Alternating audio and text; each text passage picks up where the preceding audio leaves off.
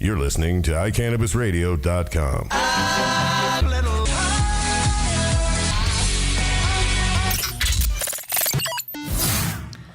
Hello, and welcome to In the Lab with Genifer. Unfortunately, Tamar couldn't make it today, but I have very special guests from 420 Tours, and I have Matt Brown and JJ Hi. Walker. What's up? How we doing? I met these gentlemen recently in the last couple of weeks. Of course, I've known about them because they've been part of the industry for a very long time, probably actually before me. And I wanted to have them on the show because I know that there is a ton of people out there that want to come and see what the industry is all about, the real industry. Exactly. Right? Come experience Colorado. Right. What really happened here? Exactly. So before we get into that, though, I kind of want to go back to how you gentlemen got in the industry to begin with. Trials, tribulations, of course, all the dirt. No, I'm kidding. If you don't want to do that, it's fine. We don't have enough time for all the dirt. That's I could true. fill days. That is so true. And then we'll talk about 420 Tours, see how we can, if people want to get on your tour list.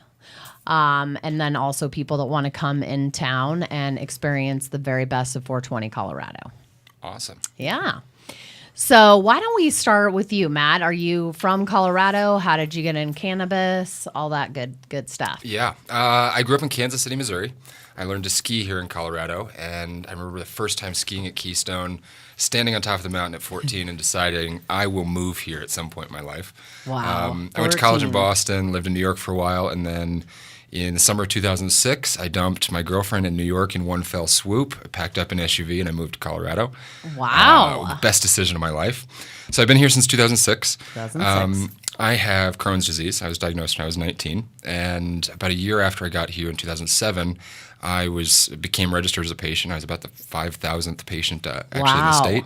And at the time, I was the one telling all my friends, hey, guys, Colorado has a medical marijuana law. I mean, there were no dispensaries. No. I didn't even really know. No, and it was, it was still the dark days of the Bush administration. I think people were worried, outside of a couple real trailblazers who were defiantly going to open dispensaries like Colorado Springs.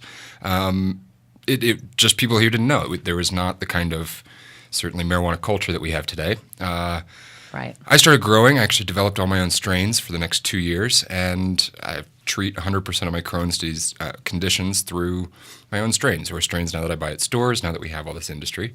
In the summer of 2009, JJ and I have been friends, I think, since almost the day I moved here.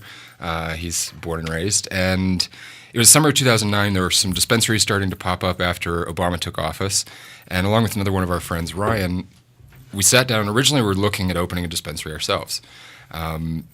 Through the course of that process and really up to July in 2009, when the Department of Health voted to essentially allow dispensaries. There were some proposed rules that were up for vote that would have limited caregivers to 5 patients per caregiver, would have really, voting yes on these rules would have said, we don't want dispensaries. And I think it kind of took everybody by surprise. There was, on July 20th, 2009, over 1,000 people showed up and spoke over hours and hours and hours to the Department of Health. Wow. They voted down the rules and effectively fired the gun and said, we're going to allow dispensaries in Colorado. Right, because at that time, so it became medical in 2000, correct? And then from that time, it was basically like not a lot of people knew or knew what that meant, but there was no stores. Correct. Really, there was very few. One guy in Colorado Springs who very defiantly said, "I will have a store during the Bush administration." Michael Lee, right? That is the one. Yep. Mm-hmm. So there were. I don't want to say that there were no pioneers, but a few. But it was certainly not even like California at the same time, where dispensaries were springing up for years. We had it all very much contained, and after Obama took office. In the first 6 months or so of 2009, I'd say there were probably 40 or 50 stores that opened across the state. Oh. And then July 20th, boom, it hit. And through the talks, and I helped Ryan and JJ set up the health center. And they had the health center that was on Colorado yes. Boulevard. Yep. That's the one. Okay. I became a business consultant, and I found that at the time I was actually the only person advertising as a medical marijuana dispensary business consultant. And I really helped people do very basic tasks, incorporate a business, get tax IDs. We're one of the first people to go into the city of Denver and actually pull a retail sales tax license for a dispensary. Wow. And for the next 3 months, it was great. I shared an office with Warren Ensign. He moved in with me, and I handled the business side of things, and he advised people on legal.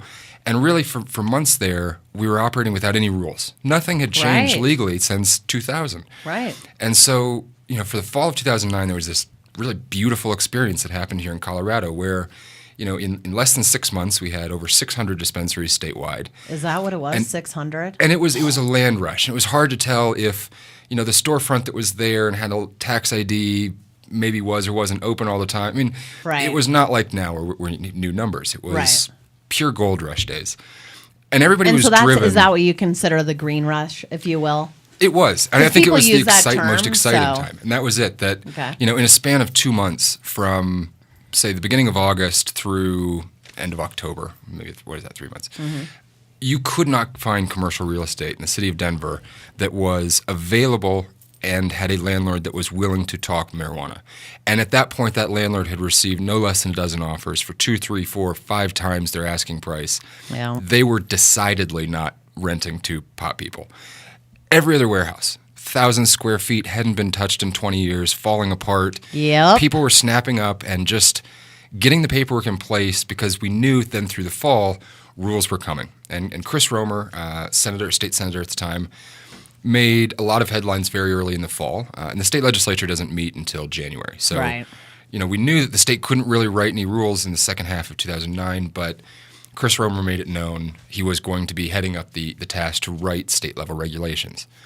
Right around that time, it was end of October, I then was asked to head up a group that became Coloradans for Medical Marijuana Regulation. We were the first and largest trade organization lobbying specifically on behalf of medical marijuana businesses. And this idea and really the language that we use around the marijuana industry began in late fall 2009. I mean, this was something we kind of threw around with each other, and it was definitely a driving philosophy, I think, for the industry of act like every other business. But this was the time that we came together, and there were hundreds of business owners from across the state who would come dial into webcasts or come attend the meetings just to find out what was going on. And we all knew we wanted to have a voice. This industry deserved to have the same voice and be treated the same as every other industry. And it sounds very basic in those terms, but it was. But we're such still a not. grind. Yeah. We're not. We are and we aren't. In a sense, we've become too much of a typical industry in that already in 3 years the conversation is now whether we're overregulated or overtaxed. We have hundreds of pages of comprehensive regulations, but at the time it started with. I mean, as many people as in this room, myself, Chris Romer, a couple of our political consultants, sitting down with a blank piece of paper and saying, Colorado has the opportunity, come January, you can either try to play whack-a-mole and push, at this point, close to 1,000 businesses. And you had independent grows that didn't have to be related to dispensaries. Right. It was just the Wild West, right? Like call it. It was the early days of Silicon Valley. Okay. It was, inventing a computer for the first time because it wasn't that cowboy country of California. It wasn't gangland slowly coming above board. Sure. This was at the depths of the recession when all of That's these true. people from all stripes of society came together and said, I want to take my experience. In my case, I'd been a corporate consultant. I mean, I'd consulted for Fortune 500 companies for years at this point. Everybody brought something like that to the table and said, I want to have a chance to imagine a legal, legitimate marijuana business in a way that nobody has before, and then I'm going to go rent a spot, hire my buddies, work my ass off, and we're going to make that happen. Right. And that was awesome. I mean, that's something That's that hasn't amazing. been replicated anywhere since. Will probably not be replicated No. again. And who? Let's go back and talk about who was at the early table. Like you had Romer, you. Like who else was sitting at that table? Because I know that was Representative Massey. Massey. Very early on, Chris Romer had sort of announced he was going to head this up. He was in the Okay. Senate. He was a Democrat. The leadership in the legislature then assigned or talked to Tom Massey, a representative Massey, Republican Okay. from Western Colorado. The two of them got paired up, and that's what happens with most legislation: is you need a sponsor in each house and one from each party that will really take it through the formative stage. And Okay. especially for something like this that was an enormous piece of legislation. Now, if you wouldn't have done that, okay, so Romer stepped up, but if he wouldn't have done that, what would have happened? Like, because I wouldn't even know. Like, was it just be? I don't know. I've often It's just wondered crazy. that. Yeah. What we had working for us was that Chris Romer saw this as the issue in his mind that was going to win him the mayor of Denver election a year, 2 years later. Chris Romer's dad was governor. He had always very much looked up to his father. So there was a degree of political opportunism that Chris Romer, I think to his credit, took and ran with in a way that very few other politicians here or elsewhere have understood, that there is a potential to take this issue and win votes. Right. Which, again, sounds so simple, but is true. So but he was a firebrand. There were a lot of Republicans who hated anything Chris Romer said because it was a Romer. Tom Massey, in my mind, I think when Tom Massey came to this issue is when things changed, and he is a Western, big, friendly, real estate agent Republican from ranch country.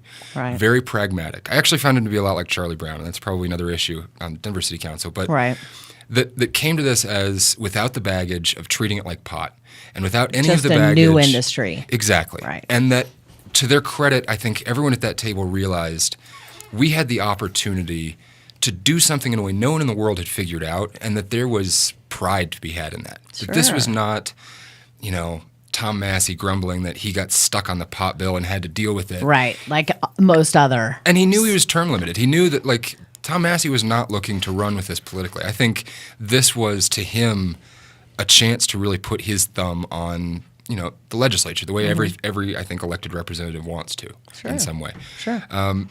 There were other people who came up with proposals, but thankfully by the time Al White, for instance, who's now the state tourism director, at the time was a more conservative voice in the state legislature. He had a couple of proposals that were much more severe, that would have essentially shut down a lot of the dispensaries or very much limited us. Sure. But because there was this momentum that, Romer and Massey had come together, and with me, and that I was able to say, I can talk to all the dispensary owners who want to believe in regulations. There are going to be some activists who are patient advocates or diehard marijuana advocates.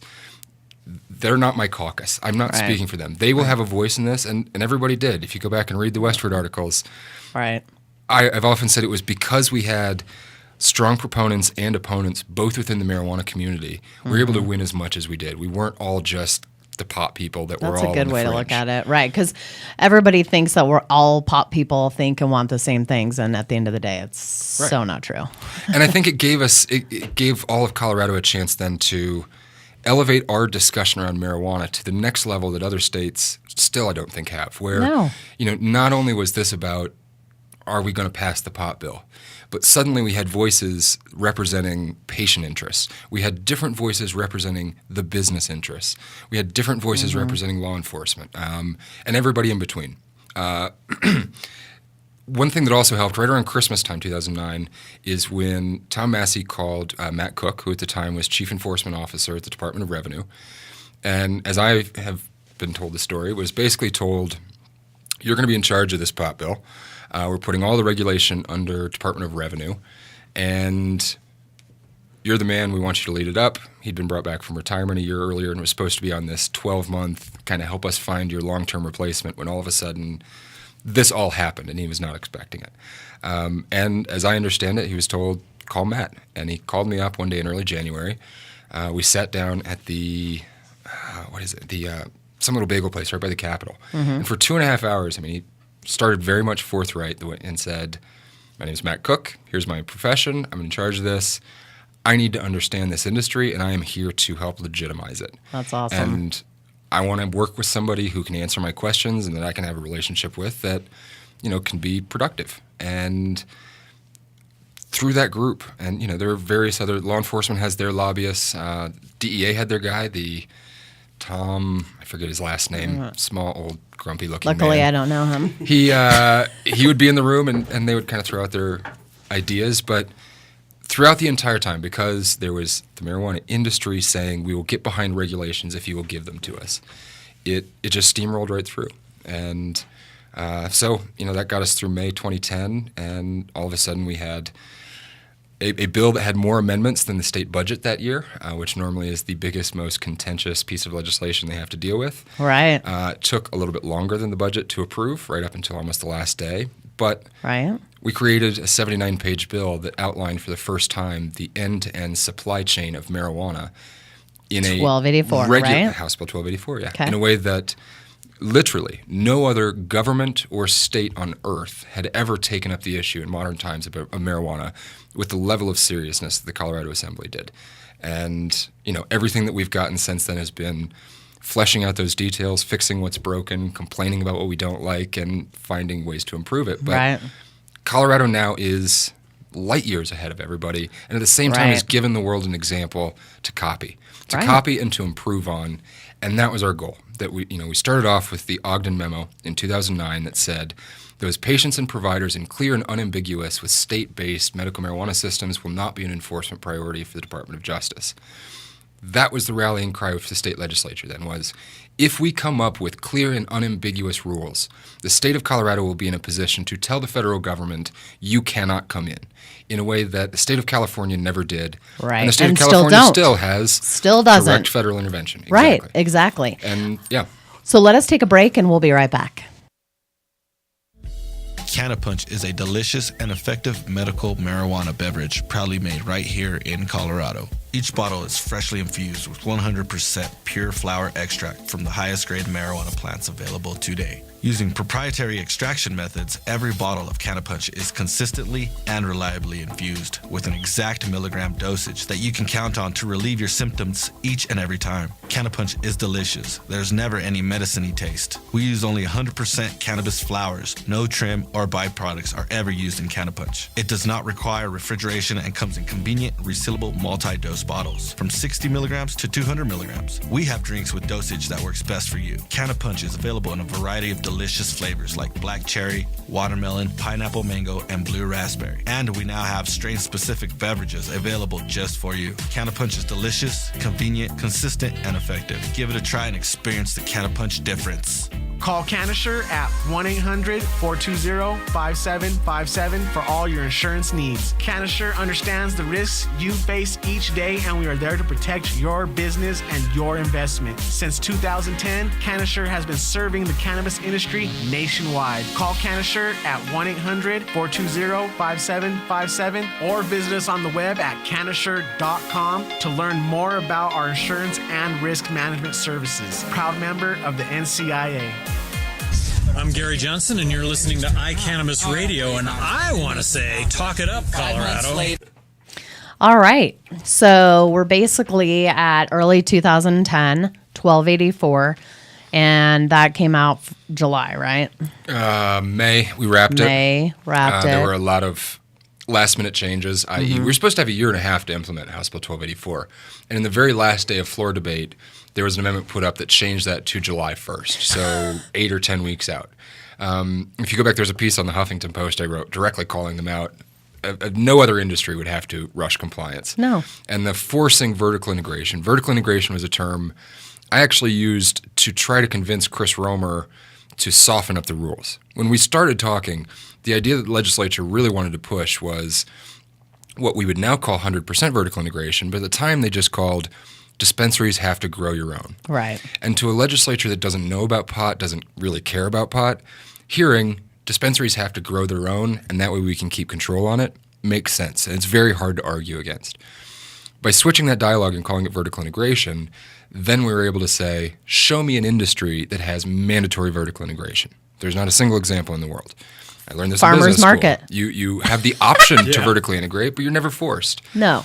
And Because things we like all using have our that skill language, sets. it changed some of those rules. So all of that came out of 2010, So and then we had to rush and implement it. Because they wanted vertical integration for the regulation for control. And it's so funny that, that's what we were told. That's how it's got to be. It put a lot of people out of business. It pissed a lot of people off because let's face it, growers are like engineers. Usually they don't want to do retail. And they don't play well with others. And they don't play well with others. And then you have your retail that don't want to grow. Okay. Exactly. And then to mash them together in a very short amount of time. So basically you had to marry somebody that you didn't really know.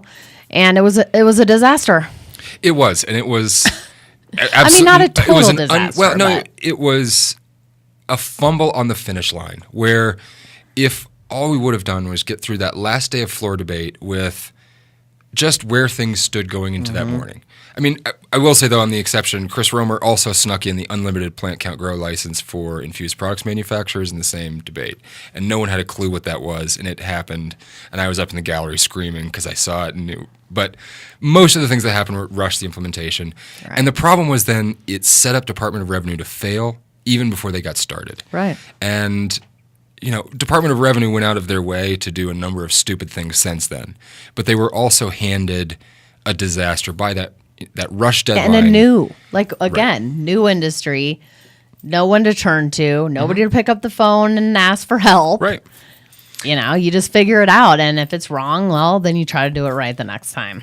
And the July 1st, 2010 deadline was originally supposed to be more of sort of a census, really. The first time that the state would get an actual number of how many dispensaries existed where. And you would have filled out a very simple form sort of declaring your existence and then had a year for a lot of the rules to be fleshed out, for the applications to begin, to time out the fees, and for Department of Revenue to be able to act on the applications.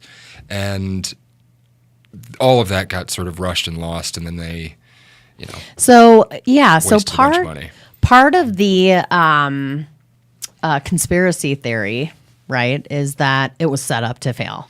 That they wanted, that legislature or whoever wanted it to fail so they wouldn't have to deal with it and then say, oh, see, it didn't work here.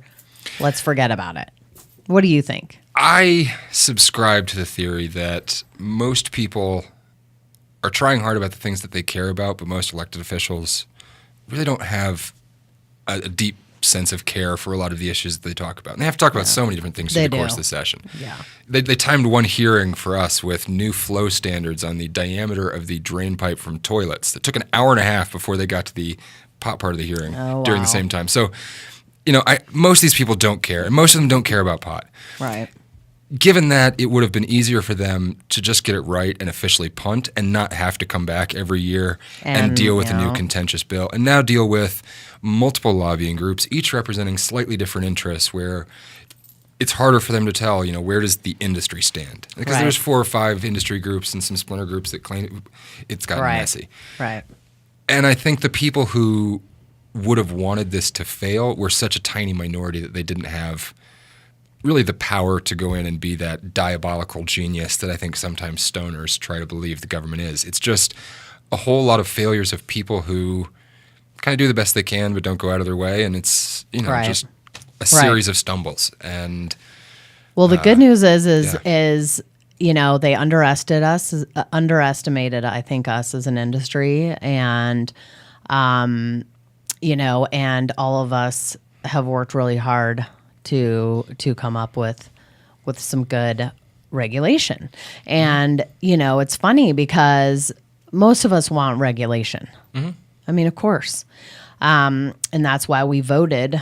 Well, at least that's why I voted for adult use, is because of regulation, but also so scientists could work on this amazing plant without, thinking they're going to go to jail.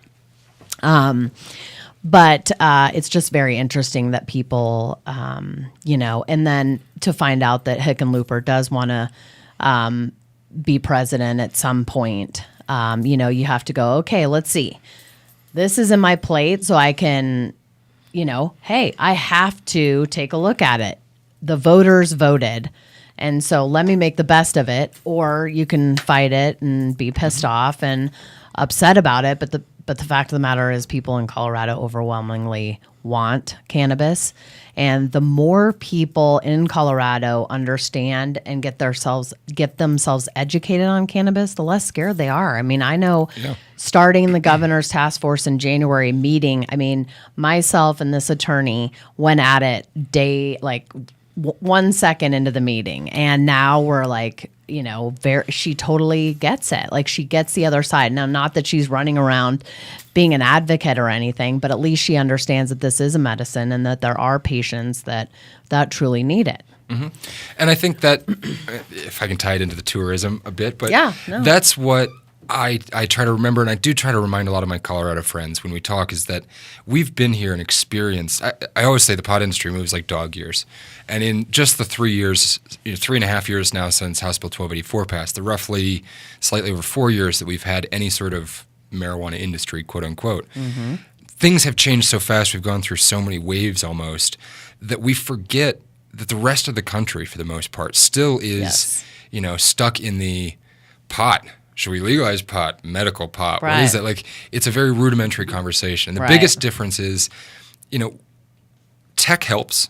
Things like social networks make it so that, I am in contact with my friends who are in non-medical marijuana states as easily as I am with my people who are here in Colorado. Yep. So they do share in the conversation. The conversation spreads faster.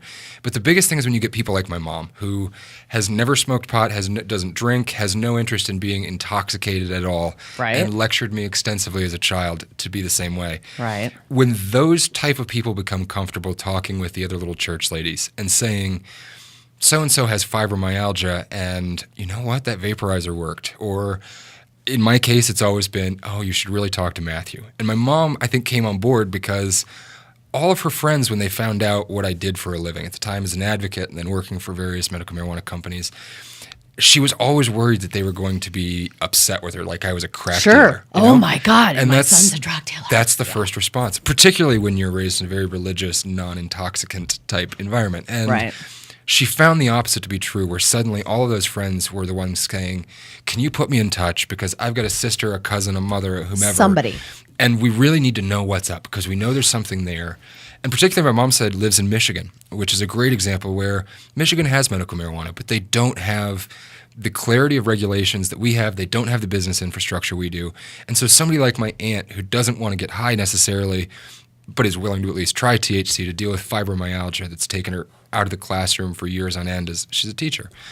Those kind of people need access to the Yes, they do. conversation and to the industry. And to get safe and effective medicine. They and we've really proven do. now here in Colorado that you can do both. And I think the coolest part about my 420 tours and just everything that I think we're going to be doing, particularly next year when the stores open, is that I now have the chance to share my Colorado with people who aren't from here. Right. We get to bring people in, and whether that's, the 40-year-old who came from Tennessee to World Cannabis Week in April, who he and his wife hide in his basement, and he said he can get 15 different types, like flavors of moonshine within 5 miles of his house, but he drives over an hour to the one person that he trusts to buy pot who won't rat him out, and he and his wife come home and live this closeted little existence hiding in their basement, constantly afraid that they're going to get busted. And for him to come here and walk into the room and see us sitting at the table, giving out a couple grams and smiling at people and saying, it's okay. You Welcome can to talk about Colorado. it. This joint in your pocket is Yep. not going to get you arrested. For him, it was not, come here and party your face off the No. way that like a Hangover 5 movie would be made. Right. This was a very simple coming out of the closet and just being around other adults and not being embarrassed. And Wow. I think, that's for incredible. me, I think the power of Amendment 64 is not in this recreational marijuana that we hear, the connotation that we put with recreational. Right. It is now about the fact that any adult who comes to Colorado can choose to use marijuana in a way that acts like an adult. And as long as you are not bothering other people or posing a threat to anybody else, Yep. no one's going to force you to justify why you use pot. Absolutely. You don't have to give I have Crohn's disease and I poop myself every morning, and if I don't have Crohn's, or if I don't have my pot, then I'm in the bathroom all day. Right. Right. You that's can just what we have do a- here You can in- just in smoke a medical joint and be states. okay with it. Right. And as Right. long as you behave, Right. it's very trivial and simple. Like, Right. come, behave, smile, giggle, hop on the limo bus with us. Don't worry about driving. Have some munchies. Just relax. Exactly. Yeah. And then I think we send those people home to tell everybody where they come That's from. right. That, this place that we've been seeing on TV or watching, all these specials or reading on the internet about, like, Colorado really exists. This is a real thing where Right. And it's not a you bunch can of come do whatever it stoner takes. zombies walking all over the state. It's responsible adults, just like anybody else that responsibly use adult use marijuana. So, all right. Well, we're going to take a break and then we'll be back with JJ. Ideal 420 soil is preloaded to perfection with all your nutrient, microbial, and biostimulant needs. It's compatible with all strains and is good for a 22-week grow cycle from seed to harvest. This product is 100% organic and gives your marijuana that awesome aroma and smooth taste we all desire. Ideal 420 Technologies is well grounded in soil chemistry, soil physics, and microbial biology, making them the most advanced soil company in the marijuana industry. They do the science so growers can focus on what truly matters, the plants themselves. No more mixing and feeding of expensive nutrient lines, supplements, and foliar sprays. Not to mention, the company is prideful in being the most consistent soil product that has yet to hit the market. Due to the results when using Ideal 420 soil, they are quickly changing the standard for cannabis cultivation. To order the product, go to ideal420soil.com. Use promo code INTHELAB for an additional 20% off. This segment was brought to you by The Farm, a medical marijuana care center located at 2801 Iris Street in Boulder. The Farm carries premium cannabis, edibles, and Hummingbird brand products. Visit our new cannabis lifestyle store for your local artesian glass, vaporizers, and hemp clothing. The Farm has been serving Boulder since 2009. Isn't it time you come and see what we have to offer? Green Faith Ministry is for spiritual guidance, MMJ information, and networking combined with compassionate care on the way to enlightenment with all Green Faith sacraments. Green Faith provides charity assistance, including medical and food throughout the year. Contact them at greenfaithministry.com. All right, and we're back. So now we're going to talk to JJ Walker and get his history and story and everything like that. Man, so you're from Colorado. I'm from Colorado, yeah. To follow up with Matt there, he sure does know his his history on everything really well. He does. Yeah, it's been quite a ride since 2009. I mean, when he got started as the consulting, we went right into the business and started with our dispensary, and that was quite an experience for me and my business partner. We started both of us with just $10,000, $5,000 Which each. is you can't now. I mean, there's no state that you can open up for that anymore. No, you can't start it small. was amazing. I mean, we went to this little massage clinic, and she had like a little corner office. It had like a little closet space in it, and she's like, "Okay, sure, I'll let you come into this space." You know, she way overcharged us, like $2,000 for maybe, I don't know, 400 square foot space, and we're like, sure, we'll do it. And it was right there on Colorado Boulevard, so we knew we were going to get a sign outside. Great sign. Yeah, and so like, hey, what do we name this thing? Do we put a marijuana leaf on it? Do we not? Named it the Health Center, THC. And so back then was very awesome and cool. Yeah. Now not so much. You know, yeah. That's been used quite a bit. You know, the THC in 100 different ways. Right. But I mean, and you had a doctor upstairs. We had the doctor came a little bit later, right? Okay, like a few months later, and that was a huge support for us as well, because people obviously could go upstairs, get their card, and come downstairs, right, and start to buy it. For us, like my partner and I, we weren't growers. We were never in the pot industry. We used cannabis freely, but other than that, we had no other business within the illegal cannabis industry or anything else. So for us, it was about opening up a retail shop, and my background being a marketing background, I'm an event promoter in Colorado for 15 years and doing a lot of different, big events. And my business partner, Ryan, he's a marketing guy and really smart with the internet and things like that. And so we got together and launched this dispensary that with $10,000 in a little corner office, and we built it up to a business that was doing about $6,000 to $10,000 a day. Wow! And it was quite an experience. And we eventually took over the whole first floor of that building. And now, after we sold our dispensary 2.5 years ago, they've taken over the entire building, and the massage center has moved out of there. And really, I haven't been in there. So you sold it 2.5 years ago? Yeah. Yeah, it was. It's crazy. I can't believe. Oh my God! Yeah, and so for us, we got out. So we weren't growers, and so when the vertical integration came into play, and we went from being able to buy from caregivers, which was going well for us, and we were making money and things like that, to one day and within just a few months period of time having to open up this other whole facility, find a warehouse space, get all the licensing together, find a grower, learn how to grow pot, all this stuff basically and rely on somebody you have no idea. Yeah, that you don't know this them. whole marriage thing. Go to a meeting, meet growers, things like this. We meet this guy from Texas. He says he's got great strains and knows exactly what he's doing. So we ended up getting this great, warehouse space, and we started with about 45 lights. and we set it up. And I borrowed $100,000 from my parents to get everything going. And we got that thing up and running. And within about 9 months, we started getting through some different harvests. And one thing that we discovered is we didn't set up our grow correctly.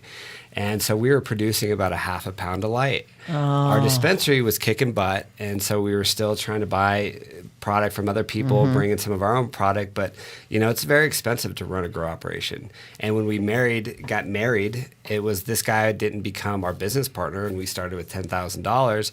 This guy was, $6,000 a month, plus all the expenses with the warehouse, plus all the dispensary expenses and things like that. And within 9 months, at the time, the law was that every dispensary had to have its own separate grow. So even if you owned 5 dispensaries, you had to have 5 different grow operations, like the most silly rules ever, right? They just difficult every corner. Every corner was a hurdle. It was like, what letter are we going to get in the mail? What email is going to come in next? What is the next crazy hurdle that we have to go by? So we get through 9 months, and the city of Denver changes the zoning rules, and basically for the first time in 50 years. And this warehouse space that we had now becomes zoned out of use for growing, for agriculture, right? Plant husbandry. That was the license we found that's existed in the city since 1900 something. So we have this dispensary that's doing pretty good business, but we're just sucking wind because my grower that claimed to be the most amazing grower in the world is producing a half a pound of light, which he was supposed to be producing at least a pound of light. At least, yeah. And now we have to shut this warehouse down, find a new warehouse space, redevelop the whole thing, and get going. Well, at that time, at the same time that happened, the state changed the rules and said that every grow operation could now have 5 dispensaries under that. And at the same time, we decided to put our business up for sale. And luckily, a group came in that had a phenomenal grow operation and didn't have the best dispensaries. And so they were looking for a really good dispensary. And for us, it was kind of perfect because they didn't want the grow. It was just another liability for them. So it actually increased our value at that time, and luckily got out of the business. You got out right at the perfect time. Made a pretty good profit on it and walked away very happy at that. And got to experience it from like the wild, wild west. I mean, from like educating my mom and opening up our grow dispensary, taking my mom out to dinner and telling her that I'm selling pot for a living, and she, what's this? And she's like, what? Yeah. To her turning into my full-time accountant. Right. Yeah, we're smoking pot on Christmas together for the first time. Trim days were awesome in the grow because it would be like his mom and aunt and their cousin and like a bunch of people retired that you women trust. or semi-retired women like giggling and having business. a great time. Yeah. And it's funny because a lot of people are in this with a family because it's very hard to trust.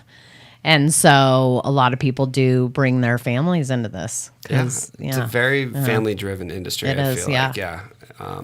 I think over the course of time, that's changing quite a bit, and I think a lot of partnerships and things like that have changed. But I mean, I think definitely at the beginning, that was what was so much fun early on. I'm sure, just young entrepreneurs just trying to figure it out in a very, very beginning of an industry. Yep. Now, are you having? So 420 Tours, was that your guys' withdrawal that you needed to get back into the industry? Because, I mean, I could not even imagine my life without this industry, whatever that means. I'll tell this part of the story. I'll story tell this. I've been up in Vancouver. I've been in the industry ever since the lobbying. So let's talk about the name we won't say, the company name we won't say. But there used to be a lab in Colorado. And about, 2 years ago this month, an email went out to everyone decrying state regulation as a reason why they could no longer function. Thanks for throwing it under the bus. A very similar looking group of employees shortly thereafter appeared at the University of British Columbia in a biotechnology incubator with a federal research license applied for and written by yours truly to study the cannabis genome. So they moved up there. I mean, Canada has federal medical marijuana. Right. So I helped move them up there. I very shortly after that point no longer worked for that company and worked for a local natural health products company that had been manufacturing other types of natural health products or natural pharmaceuticals. And I wrote a more expanded research application and actually got the first full controlled substances cannabis research license issued to a private company. As far as Health Canada had said, it was the first one of these they'd issued. That's amazing. And they That's didn't. They don't have an application form. They tell you this. Back to the blank sheet of paper. Well, what's beautiful about Canada, and it's very, I think, in some ways, kind of similar to that time here in Colorado, was Canada doesn't have a very strict application. Like if you look at these new states coming online, even open dispensaries, there's, you call it the beauty pageant ahead of time, right? To prove yourself and justify everything. And a lot of money in the bank. That's why I Right. was saying, like JJ, no one can start a business with $10,000 And in marijuana. And you can get a U.S. cannabis research license if you have GW Pharmaceuticals money and you're throwing $20 million a year behind human trials. Like that exists in the U.S. It's just incredibly expensive. There's very few people who have the money to do it. Right. In Canada, they say, here are our laws. Tell us which of these laws you would like to break, why you need to break them, how you're going to break them, and what sort of special exceptions you need to do everything that you need to do. And if we agree with your research, we will grant you that license. So you get to, I first did it with hemp. The group whom we will not name was a hemp research license. Right. And I kind of learned that's how the process works. And then, they came back and we went through a few rounds over the last year. It's taken a year until just a couple months ago to get approved in Canada. And they say, here's the rules. If you want to manufacture a controlled substance, you're going to need that license. So if you want to make Vicodin in Canada, here's the rules that you have to follow for that facility. So we'd have to follow that. And they'd say, well, okay, now we know which pot rules you want to break and why you want to break them. And so security. Can you imagine every possible worst case security threat? Who would be threatening you, how they would be threatening, how they might come in, and then create a comprehensive system that keeps that sort of Ocean's 11 type attack from happening. So I was like, okay. And so that's what I did last fall. We spent a couple months and did that. And they're like, all right, well, at the end, they just say, well, this looks good. Here you go. So I'd done that. I'd moved my family back here beginning of December of last year. Okay. It was after the election. Nothing killed me more than being in Vancouver on the election when Amendment 64. I voted absentee. I voted in Colorado. I did get to vote for it 2 weeks before the election. It's sad that you weren't. I was able watching to it on fruit some CNN way. from a horrible, rainy, tiny little 800 square foot apartment with two dogs and my wife and a child screaming at the TV. But shortly thereafter, I moved back. And right after New Year's, JJ has done parties for 15 years. I mean, huge concerts and events, I'm sure he's telling. And after I think he decompressed from New Year's, mid to late January, we sat down one day. It was just like, we're going to do this. If there's anybody who can do I was this, snowboarding on a mountain, and we'll do it just hit you. clicked in my Yeah. brain. Because they made the announcement that people from out of state could come in and it would fall under this Amendment 64, and it just all this was like, it was just like a rush. I got like literally goosebumps. Like Yeah. I called, I think Ryan first, and I think I called you, and I was like, listen to this idea, and we just kind of hashed and we'd it all out. kind of had the same idea separately, and we chatted about it. Like it just fit. And I think ever since pot got legalized, we knew someday, somehow. In the task force meeting, so I remember that, one of the main discussions was, can non-residents buy? Yeah. And, a lot of people didn't want, because they thought that was going to invite the feds. And then, the bottom line is there's going to be nobody to educate you on products and stuff like a dispensary. Your buddy Joe, if you come and visit Joe, okay, and you can't buy, Joe's going to buy for you. You're going to go to Vail, and then you're going to over-medicate. Yeah. Right. Then you're going to over-medicate on an edible because Joe's going to be like, yeah, I'll just eat this whole thing. When, we don't want that. We want people coming to responsible dispensaries and getting educated, because it is not the same cannabis that you smoked in the 70s or even last year.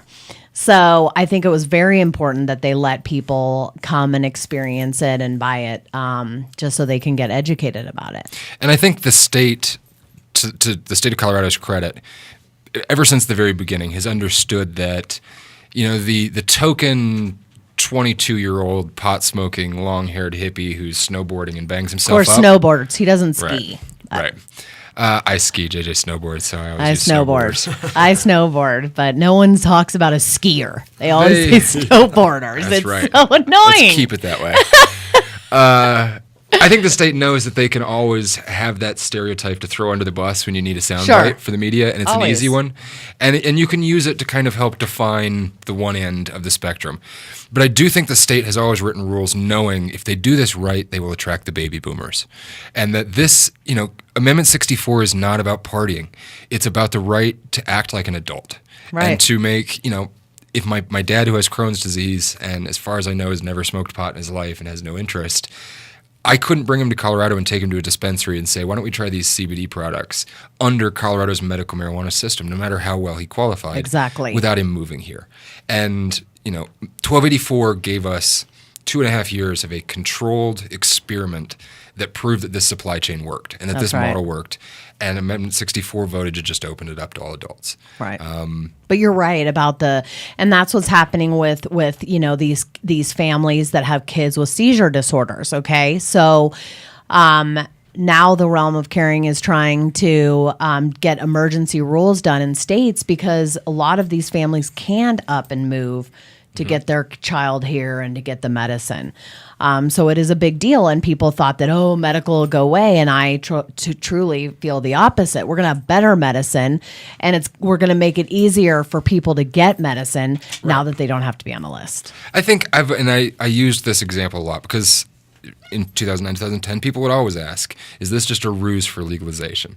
And I legitimately at the time said no, and I still believe no. But I always have felt that the future of legalized marijuana in the U.S.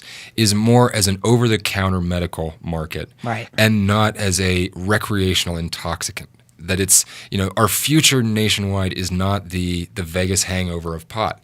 It's simply opening up and really commoditizing and making it boring quickly so that you take away some of the sexiness, it's available, but there's also as many different forms available for people who don't want to just smoke pot while at the same time making, there's always been about 10% of the public that smokes pot. It's a sort of universal thing for decades and decades. And, by kind of getting over the old system and just making that available, you can also then open up a lot more legitimate uses and that everybody wins. I think that's the lesson from Colorado. Everybody wins. Let me take a break, and then we're going to come back and spend the whole time talking about 420 tours. Thanks. iVita Wellness is committed to compassionate patient care while providing the highest quality medicine at an affordable price. At iVita Wellness, patients can get top shelf ounces for $150 every day. iVita Wellness also carries pharmaceutical grade pure CO2 oil. iVita Wellness is located in Uptown Denver on 1616 Pearl Street, open 7 days a week from 9 a.m. to 7 p.m. You can reach us at 303-952-9150 or our website at www.ivitawellness.com. iVita Wellness is Denver's Compassionate Care Center. Hi, Josh Stanley here from National Geographic's American Weed. I'm here with my brothers, and we've just recently put together a foundation in Colorado to allow for cancer patients and other patients of debilitating conditions to be able to get a hold of cannabis-based oil that's just about free of charge. I've just about had it with seeing sick patients suffer needlessly just because they can't afford the proper medication. That's what the Realm of Caring is going to change. Visit therealmofcaring.com. The website will be complete and up on 4/20 of 2012.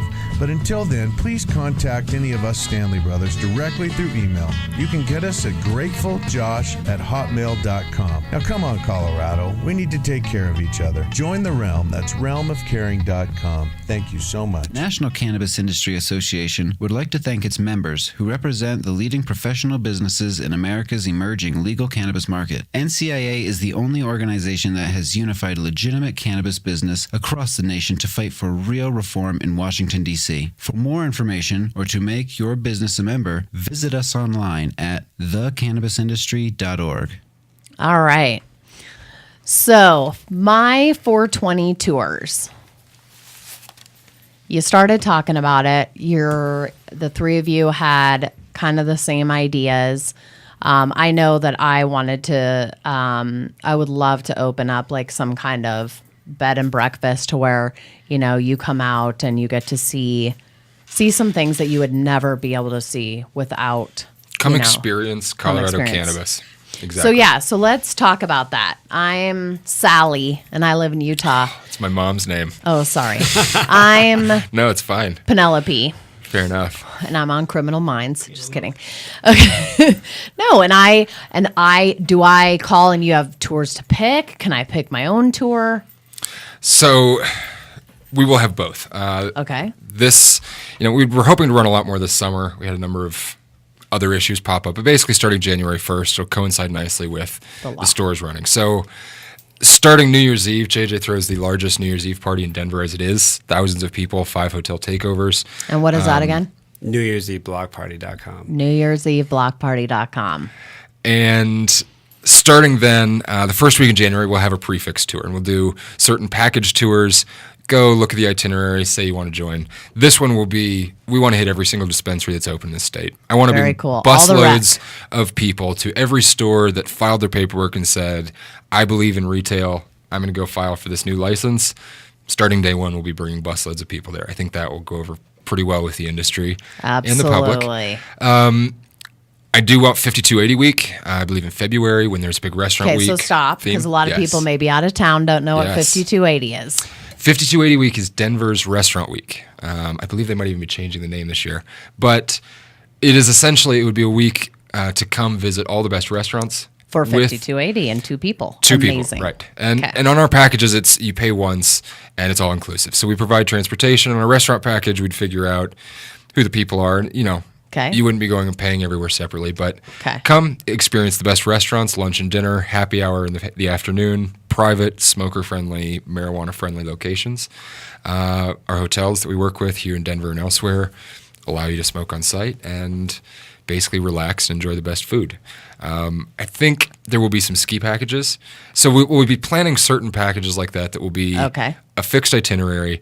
At the same time, we got our company name because 1-855-MY-420-TOURS happens to be our phone number. You can also call and say 855-MY-420-TOUR. Correct. Okay. And I think we will be able to do the same type itineraries for different groups. So if you call and say, I've got 15 friends from New York and we really want to come out for a week and do blah. Blah, blah, blah. You'll customize it just for them. We can help put that together. Right. So can people come and see famous people in the industry? Absolutely. JJ, you want to tell us about some of the people we've worked with, particularly Ed? Yeah, I think people will love Ed. And Ed and JJ are Ed buddies. Rosenthal, yeah, he's a great guy. He's obviously one of the oldest growers and book writers that has ever.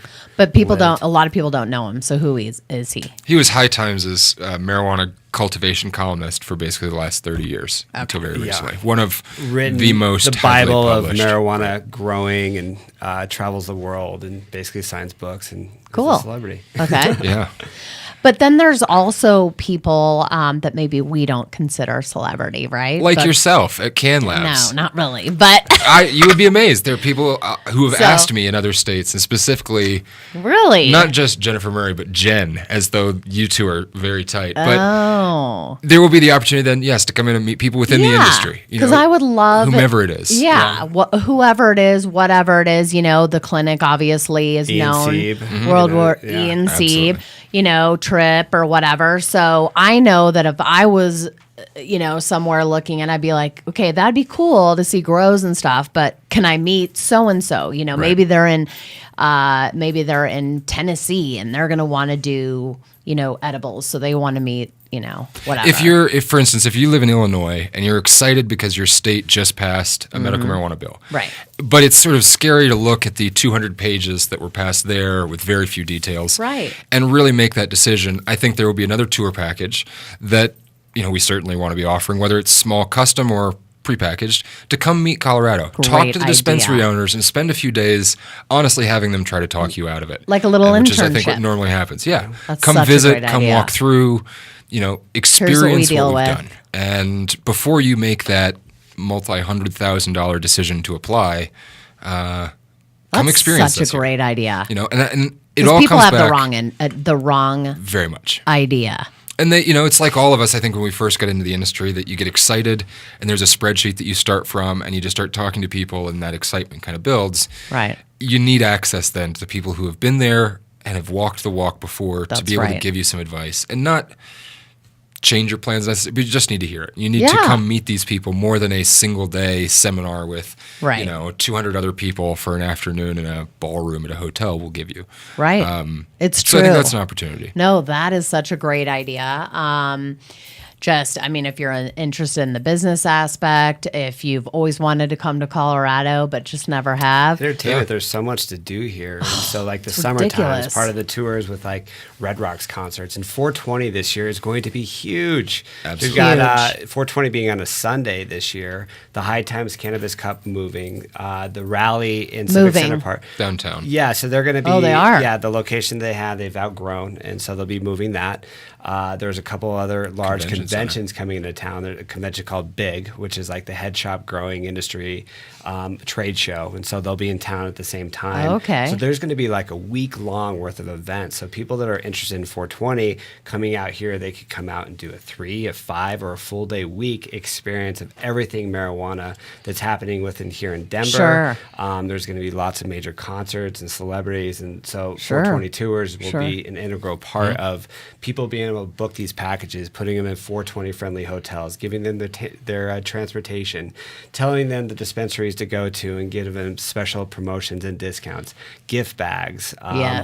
Some of the best edibles and products this is some of across the, best the world. Here it is. You want to actually get that insider view of we'll take you and show you some of the most beautiful grow operations that anyone could even dream of. Right. And that they just see on Facebook right now, you know? And they've seen, their buddy who secretly has 5 plants in a closet. Right. They all giggle, right? Yeah. And then you walk in and it's just as far as the eye can see. It's drooling. And that's definitely one of the coolest parts of the trip is to walk somebody in for the first time and just kind of stand back like Willy Wonka in the factory. Right. And be like, everybody get out your phones. You're not going to get arrested. No one's kicking in the doors.